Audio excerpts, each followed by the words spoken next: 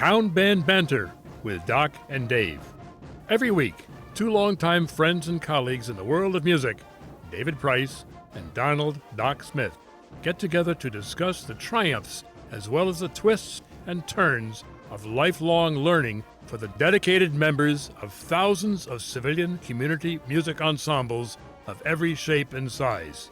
Your comments and suggestions are always welcomed through email as info@townbandbanter.com, Facebook, Town Band Banter, and Instagram, #TownBandBanter. And now for our hosts, Doc and Dave. All right, Dave, are you ready? Here we go. Is it on? It is on. It's on? It is on. Oh my God. Yeah, Alrighty. you can put your coffee down, or you can keep it handy, okay. you can do whatever you like. Here we are in season 2, episode 3. Episode 3. And we're in the shrine, the home of the Westerly Band. So Yeah. you're the one who came up with this idea. It's a great idea, Yeah. and we're going to explore this. So why don't you take it from here? Yeah, and well, introduce we us to are our very guest. privileged to have our friend and colleague here, Nate Lauder. Lauder. I knew I would say it wrong. I'm sorry. My apologies. But you said 90% of the people say it incorrectly anyway. I respond to either Lauder. one. Yes. Okay. Very good. Who is a tuba player here in the Westerly Band, and also is the current Westerly Band president. Correct. Right. Being a nonprofit, we have a certain protocol that I guess has to be established, and one is that you have to have a president, a vice president. Oh yeah, we have an established board and we have an executive board, and we were incorporated, I think it was in 2005, and got our nonprofit status through that. And because of the incorporation and the nonprofit, we have bylaws that we have to follow, and incorporation papers we have to do. So we're a corporation in Rhode Island, and we have to follow those type of laws. Right. And you just started this pretty much last year, correct? Yeah, I was elected to the board beginning of 2024. Yeah. Were you elected or selected? Let's say, because, and we're getting into this, because this is a volunteer organization, Right. Yeah. whoever will step forward can usually sit in the seat. That's right. Well, you do a good job in it. Well, So and it was fine. The meetings are quite interesting. It's a great line in your resume. For Yeah, all the next things that you're going to be doing. Right.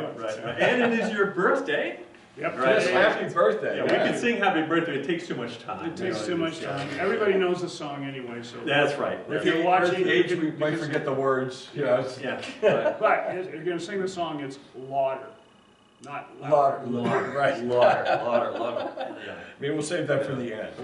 We were talking about it, and on the way down here I was talking with Doc, and we were talking about, what gets us involved with bands and community bands and things like that. And it's been a lot of what we have talked about in all of our podcasts, is what motivates somebody to want to do this and like that. And I was saying, gee, I'm pretty sure it was you that was, because the band used to rehearse over a bar. Yes. And can you fill in, this is before you were in the band, right? Well, just briefly, the band has been continuously playing and performing since 1863. And we have written minutes for that in our archives. Now, when I first moved to Westerly, which was about 35 years ago, I used to go to a local watering hole. And can we advertise that? Sure. Okay. I used to go to C.C. O'Brien's, which is in Pawcatuck, Connecticut, which is the sister city of Westerly. And I'd be down there, watching the game, having beers, eating burgers, whatever, and I'd be seeing all these people walking into the bar with instruments. And then they'd disappear upstairs. Well, there'd be instrument cases, right? Yeah. Kinda Well, like the old stuff. some of them didn't have cases. Oh, okay. I was just saying, because the violins used to be, the violin case was not necessarily a violin. It was a period in our history. Yeah, historically. No, so to me, it was identifiable as there was instruments coming in. They'd come in go through the main bar, then they'd go upstairs. And what I found out from living here 35 years is that this is one of the places where the Westerly Band used to rehearse. They used to rehearse every night up there. Wow. Which for some of the band members was great. I know there was a tuba player there whose daughter was a bartendress, and she used to bring in beers on a regular basis upstairs. And I understand Wow. that wasn't uncommon for a rehearsal.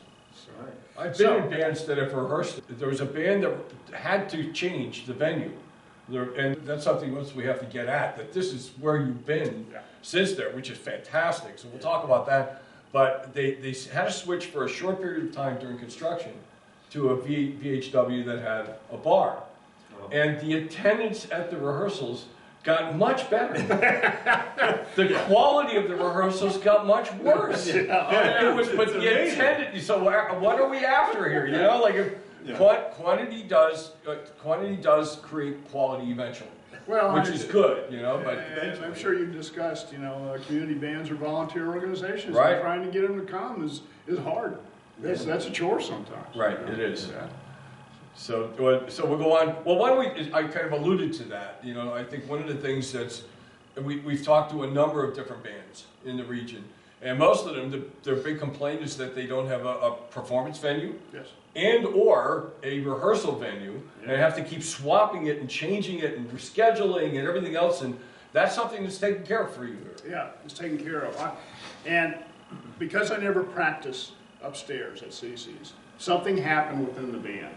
Either CC's wanted them out or anyway, but they had to change that venue. And then somehow the band membership or the board connected up with the town of Westerly and the Westerly Armory, which we are in the Westerly Armory right now. Westerly Armory was built in 1901. It is owned by the town of Westerly, Right. but it's got a governing board of its own. The building itself is amazing. We have a rehearsal area, which we're broadcasting from right now, which you may see. We have some side space for our music archives, and some storage space because we have some old things, old instruments that people have donated. There is also what's called the drill hall. And the drill hall literally was a drill hall back when this was an active armory. But that is also an indoor space that we can stage performances in. We have ceremonies there that we support. So as far as a venue goes, we have this available to us basically 24/7. We pay rent here. It's a lease. So that gives us rights to do some things like this right now. We also have, within the town of Westerly in Wilcox Park, there's a gazebo. It's not a gazebo, it's a band shell. And it was built in 1910, I believe. Wow. And it's old and it was refurbished. I think it was refurbished. It wasn't that long ago. They did not a rebuild. But the Westerly Band has been doing performances, outdoor performances in the summers in the band shell since I've been here. And I've been in this band, I think, 25 plus years now. Right. Some of our history that we're finding for performances in the park are amazing. In the early 1900s, there was no TV, there was no internet, so that was popular music, and there'd be hundreds to maybe thousands of people that would be in the band. Sousa's heyday was that period of time, right? That was pop music. Just rewind before I forget the question. So, did the town build this armory, or was it built for the military? It was built for the military. Okay, right. Yeah, it was built for the military, and when you look around it, go downstairs, you'll see slit windows and things like that for defense. Yeah. And it was active, I believe it was active for the Rhode Island National Guard through the late 80s. Right. On that. So it's kind of a building history here. And you play tuba now, but before that, did you play like in high school? Or? I started in 5th grade playing trumpet. Trumpet, yes. Pretty much stayed with trumpet all through public school. What high school? Was it here? Or? No, I went through my public education in Denver, Colorado. Okay. Denver, Colorado area. Right. And so elementary, junior high, and then through high school, I played in. So right from the beginning, you were playing trumpet really high, you know, in Colorado. Yeah. Oh my God. No. Oh, yes. Edit We have a drum right there. Let's edit that section.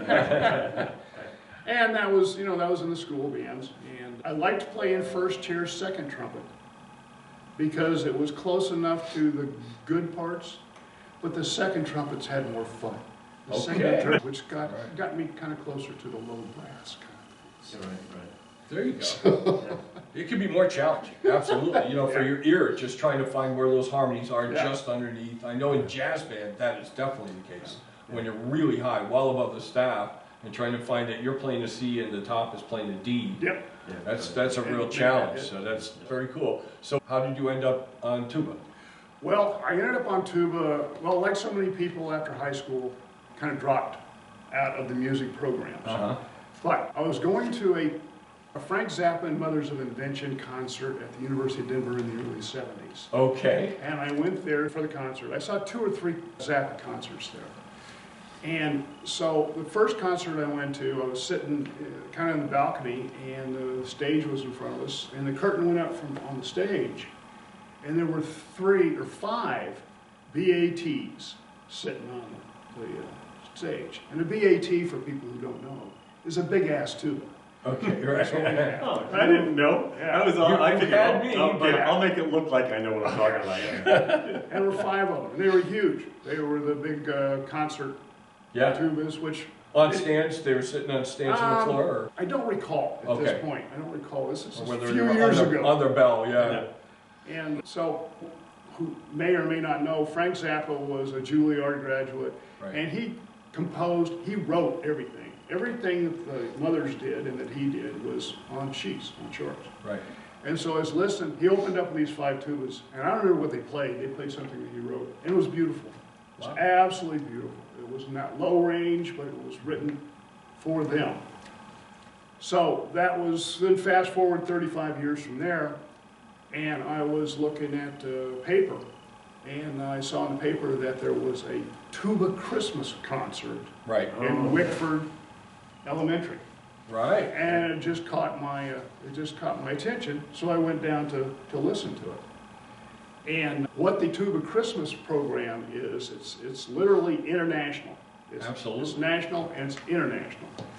And it's music that is arranged for what's called the conicals, or the low brass. And that's tubas, baritones, euphoniums, typically the low end of Helicons. Helicons, Right. not trombones, not trumpets, but it's the stuff that's low.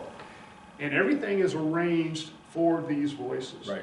And it's beautiful. And there's a standard book. Yeah, that there's you a just book buy for like $5. Yep. It was like dirt cheap. Yeah. And it's everywhere. It's across the country. The closest one that I know of right now is coming up first week of December in Connecticut. Down in, I forget where in Connecticut. Gary Buttery. Gary Buttery does it. I taught with University of Rhode Island, a soloist and section leader with the Coast Guard Band when I first arrived here. Yeah. One of the best tuba players in the world. I played with him, and as good as he is, he's a really nice person. Absolutely. To play with. Very authentic. Very good. Very good man. But, so I listened to that one. I went to 2 more after that. So I went to 3 and sat in the audience. Right. And the sounds, they're low, but they're very rich. They're very full. And after the 3rd one, I said, I want to do that. Yeah. I want to be up there and do that. And so it just so happened that year I was reading an article in the Westerly Sun, and the Westerly Band was starting up a training band. And the training band was set up for people who either wanted to learn a new instrument or knew how to play, wanted to get their chops back up and just get back into it. And this is how you joined. Well, this is how I joined this group. Yeah, without having to go in and join the main body of the band. So it was like to get set up for it. And so I called them, and they said, sure, come on in, what do you want to play? They said, tuba. I said, tuba, and they went, oh my God, they fell all over. We sent a limousine. And they had a sousaphone for me to play, which if people don't know, most people think tubas are what you see in a marching band, but that's a sousaphone. That's a sousaphone. A tuba sits in your lap and is more like a big baritone, but it sits in your lap. Right. So I joined the training band. It was in January, I think, and went through that program, which was the Yamaha book #1 for beginners, learning whole notes and stuff like that. And what I had found is that I had retained a fair amount of my music knowledge from trumpet from 35 years ago. So I did used to with the valves, the 3 valves. The valve, and it was a mouthpiece. It was a wind instrument. And so I sat in there, and then about 3 weeks before the Memorial Day parade, they said, all right, Nate, upstairs is the main band. Come on up. So I sat in with the main band, and then that Memorial Day, I marched. Did a march. I didn't play a note. I just took the sousaphone out for a walk for 3.5 miles. because I couldn't pull it off.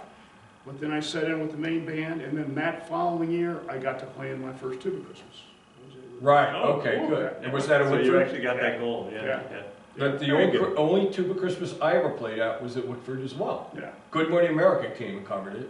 With Gary was still at URI, and he said, Don, I was the director of athletic bands. He said, bring the tuba section. So if I had to get up at 3:30 in the morning and drive a truck to Whitford, I sure as heck was going to be on screen playing. Yeah. And I had a blast. It was wonderful. Oh, it's fun. It's fun, and I think it is since in Rhode Island, it's hard. They need a champion. You need someone to organize it. You need a place to do it. Right. So it's kind of fallen away in Rhode Island, but it is still going on in Boston, and it's going on in Connecticut. Right. It's going on all over the country. Yeah. But if anyone has an opportunity to go, I highly recommend it because it'll give you a whole different ear and appreciation for what us guys on the bottom, we do more than pop, pop. You know? Right. It's pretty cool. It is very It's really cool. Yeah. So let's get a little bit more into, the training band, I didn't know about it until Dave joined it. You say you've been in here for 25 years. Yeah. So this training band has been here for a while. No, it hasn't. Okay. Kinda That comes was the and goes. first time it was kicked up in a long time, and then we had a lot of people initially join, but some of them had no background, and it was just too much for them to pull Right. it off. Yeah. We have just recently now, well, the training band usually happens when we need people in the main band, Right. because they get old. Mhm. As Who you gets old? Well, as you guys saw, we're up on the third floor of the armory, and the stairs get to be a problem Yes, for people yeah. after a while. And so last year we kicked it up again, and we picked up a couple of people that have stayed now with the band. We've got a young trumpet player that when she started in the training band was 11 years old, Well, and then we're thinking of kicking it back up this fall. was she playing in the school band when she was? No, I believe she was home. I think she was homeschooled. Homeschool. Oh, okay, And yeah. she wasn't in the public school system. Yeah. Okay. But she's doing a nice job. She does a great job. Yeah. Takes private lessons. Yeah. But, yeah. Yeah. But, And so this gives her, and that's what this band is for, the training band. This band is a mechanism for people to want to continue on. It's a way to Fantastic. move ahead. Yeah. And it also forces them to be very forgiving for people who are struggling with their instrument, like playing French horn when they're a percussionist. You know what I'm saying? But the first thing I saw when it came into the stairway was a bomb. Like there's just Oh, yeah. like, Oh, yeah. It's a military museum. but that would, I say, I hope I don't play a wrong note, and you look and there's an armament there. It's like, oh my gosh. But that was one of the things that my wife and I noticed is that, not terribly, fussy about, there's no director up there that's really coming down hard on you, you Right. know. We play an awful lot of mistakes, and I am getting better, You're getting slowly better. but surely. Yeah. But, And I must say, the French horn is a difficult one to move through. That's a difficult one. yeah, it's a little There's tricky. no French horn Christmas. Yeah. No. Usually there's one French horn. One person with a case open out in the middle of the street, and see if we can get to where this subway. They sound lovely. in Oh, subway. that's Oh, like bad. being in a shower. Oh yes, wonderful. Oh, they sound great. Yeah. Well, quick question to move on. Let's do that. Okay, we'll move on a little bit. As president, making yourself or not making yourself, but being elected as president, sort of thing. But is there some vision that you'd like to see happen with this band that has crossed your mind that you'd like to see with this band and the development of it? Well, for the as audience, it goes on. it might be good to say here's our duties right now. Right. And then what I'd like to add on to that because the audience might not know what. Right. Yeah.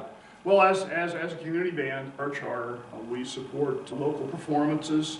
We support ceremonies such as remembrances for our first responders. Right. So we're talking Veterans Day, Memorial Day. And the Firemen's Memorial and First Responders Memorial.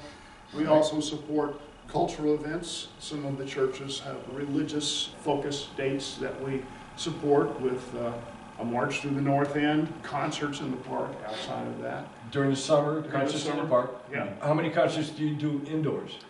We do the concert indoors, our Christmas concert for Right. the Westerly Band, which is a big one. That's what we're working for now. Right. Then the indoor, also, we do a ceremony at the end of the Veterans Day Parade. The Veterans Day Parade, we march about a mile, we march through Main Street in Westerly, we end up here at the Armory, and then in the drill hall, we have a formal ceremony on our vets. And we also, as the band, we perform salutes to our various organizations. Army, Navy, we play their themes. Right. And Right. support that. And I like that, that's fun. And that's another thing that's kind of unusual about this band is that it is a marching. Yes. Like what There's a lot of percentage focus of on the that. performances that you do are marching?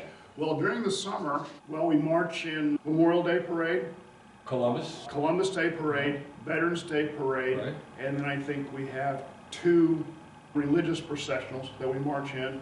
We march in the Firemen's Remembrance Parade. So there's half a dozen or so that we actually get in.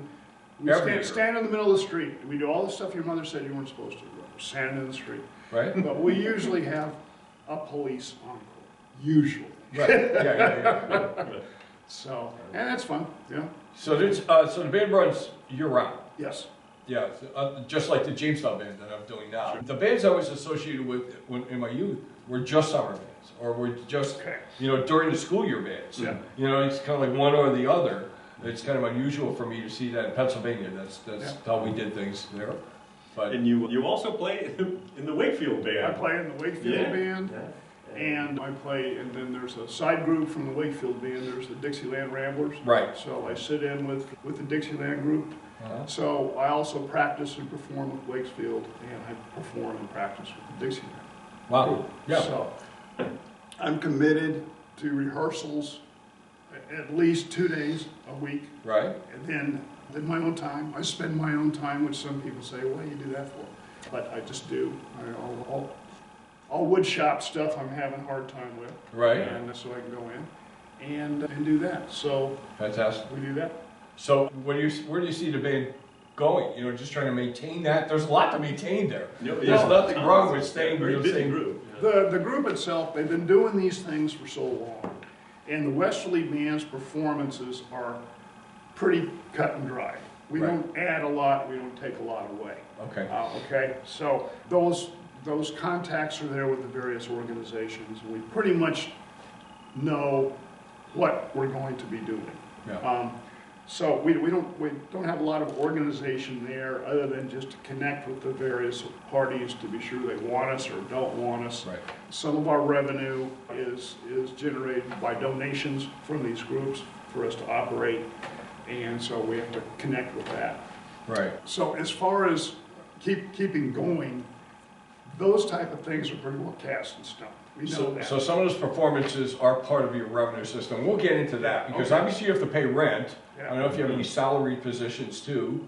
What are the expenses for the band, buying music or whatever?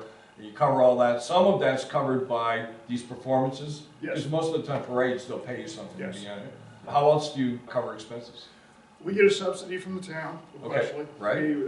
That's an annual application which we're getting ready to redo, Right? and we have, A state council for the arts? no, not yet. Okay. But getting into this, what I'd like to move towards is start exploring more of the grant options. Right. Because we haven't really tapped. Man, with this that. education side of it, that's an easier grant to write than most bands would have. Yeah. The training band, I think, makes you an easy. Cool. Yeah. That's good, Right. that's good. You still have to write it though. Oh, yes, Yeah, that's that's right. how to put it together. Yeah. And as a nonprofit, it doesn't mean we can't make money, we just can't make a lot of money. Right. Yeah, there's a limit. No, I remember that. When I was Yeah. president of Rhode Island Music Educators, there were times that it was over $100,000 budget. Yeah, And if you make a certain amount, then all of a sudden, oh my gosh, Shit everything. stuff. Yeah. So we were cautious about how much money we brought in. So, well, and also, we can get into that now if you're ready. no, let's do it. We're already in it. So Okay. let's All right, well, we get, okay, the expenses that the band has on regular duty, regular time, are leasing of the building. right. We have a lease, an annual lease. We have insurance that we have to cover, liability insurance that we Right. have to cover. We have the cost for uniforms that we have to maintain, because we supply uniforms for our members. We have to say buy music, we have to buy music. We have to repair things. We need copy paper Right. for music. And a copier. We just had to get a copier. I mean, the computer we're using right now is an older one that my company donated. Right.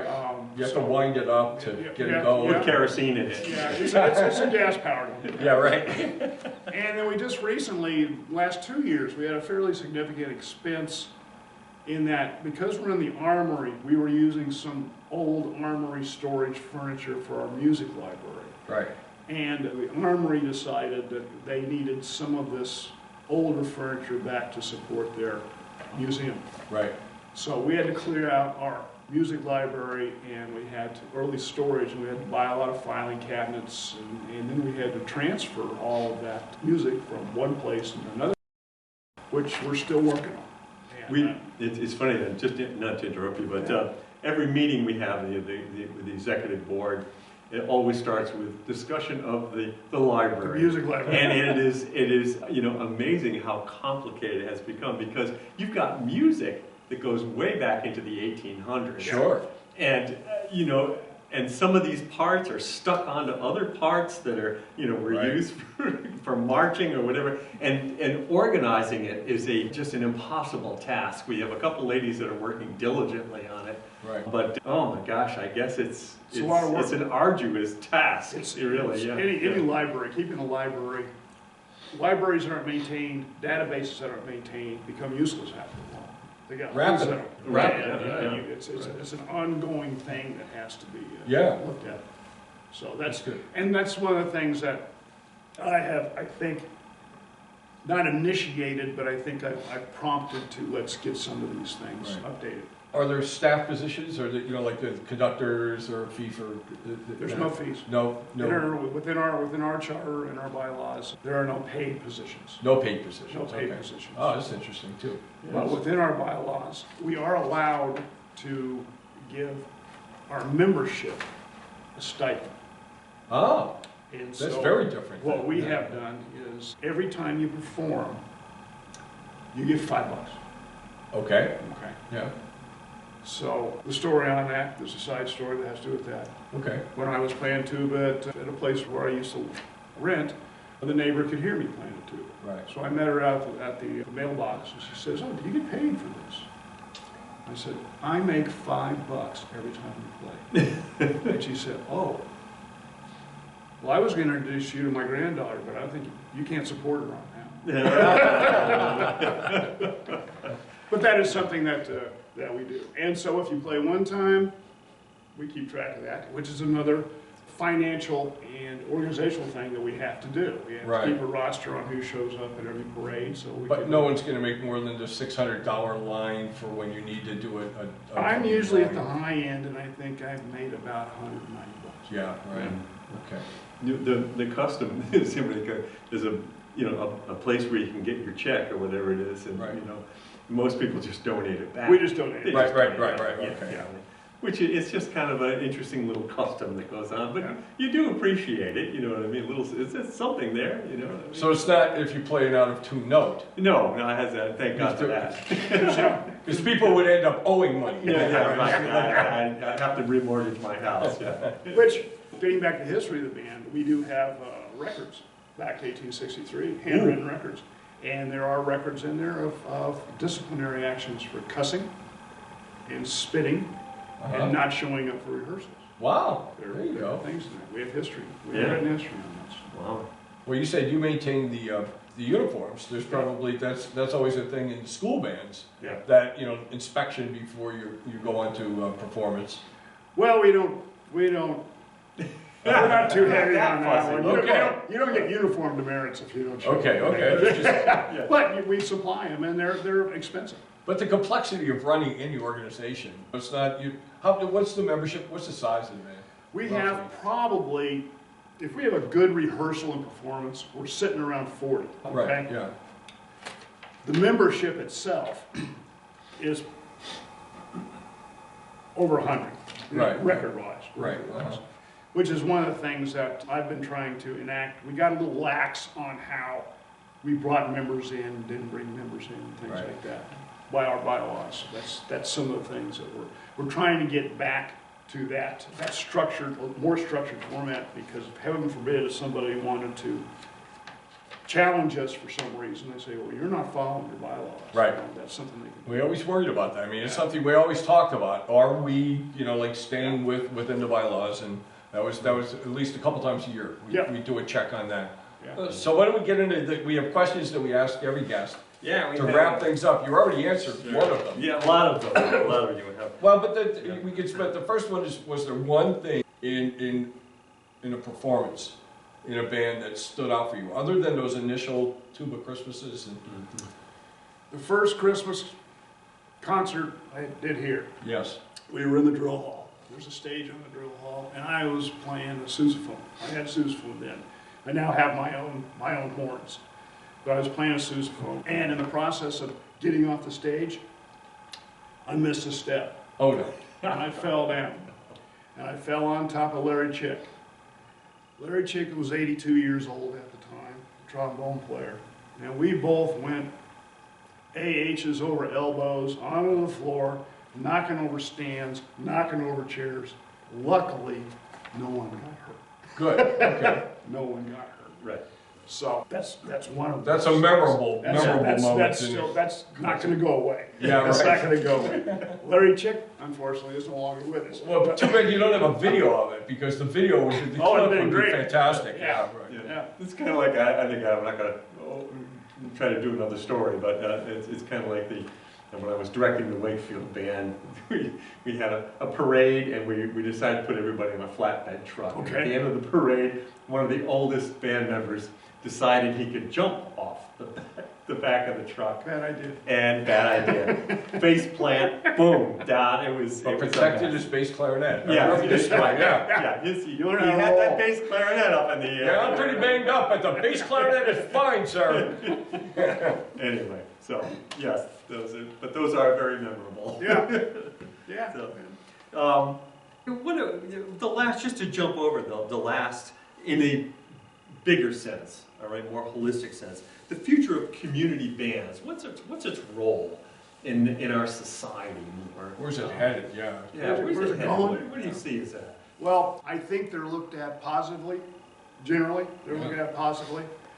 There are people that still like live music. Right. They want to go out and see performances. Community bands do represent a community and can bring people together in a community. But it's difficult. It's difficult to populate a band. We're getting older, and I think the rank and file is starting to thin out. It's the difficult thing that I'm seeing, and luckily it's turning a little bit, is we've started to get some younger people, some young kids. I mean, we've got preteens in our band. From the school band. Yeah, from the school bands. And we're also getting some people from some college kids. Oh, that's good. We get some college kids. Playing secondary Yeah, instruments? they'll come in, or they just want to keep playing. Sometimes that gets to be seasonal. Right, right. Because when they're in school, it becomes difficult to come. But I think the community identifies with the Westerly Band. Right. They do. We have a lot of people that come to we have the same people come to our Christmas concert every year. Right. We do a parade, or we do a concert in the park for the children's concert, which is very repetitive with the type of music that we play. But there's constantly new kids Right. and parents. It gives them something to do, bring them outside, and it's geared towards them.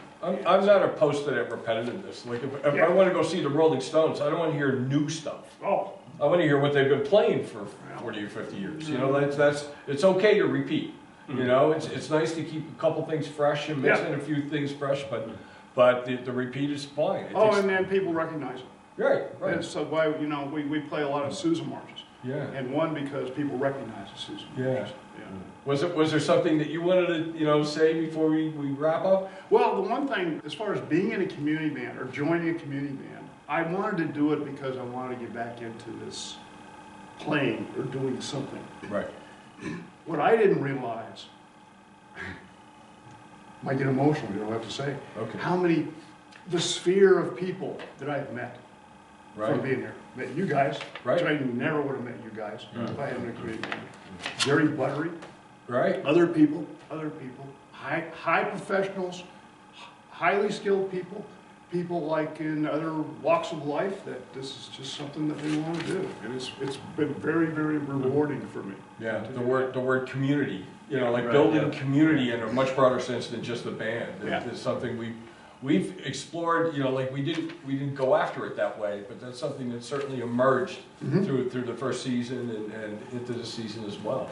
So, well, thank you very much. I'm really glad This was fun. we got to visit with you in your home here. Yeah. You know, thank you for inviting us in, and we'll take a quick shot of the band shell as well to show what benefits you have from being here. You know, like it's hopefully they realize it too. Share that with the band, that other bands are very jealous of what you have. You Yeah. know, and anything else to wrap up, Dave? Or? No, as I said, it's been a real privilege. It was here. fun. So, yeah. Yes, I thank didn't you. realize that you were that intellectual. I mean, being a tuba player and all. Oh, I know God. Yeah. For coming from the drummer. Okay, yeah, right. As being officiated by the trumpet player, you know, like obviously we'd be in charge of the. Yeah, no, it's not that. All right, well, we'll wrap it up with what we always say. There we Is go. just, everyone just keep on playing.